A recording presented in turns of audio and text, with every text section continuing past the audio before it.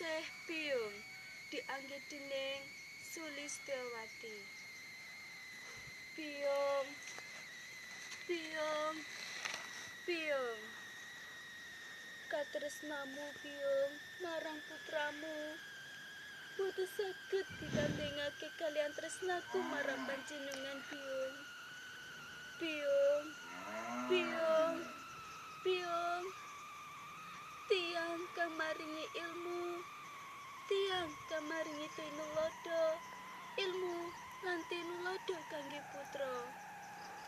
Piyung, putramu iki boten saged males tresno asih panjenengan, nanging amung bisa bekti marang panjenengan. Piyung, matur suwun Piyung. Katresno asih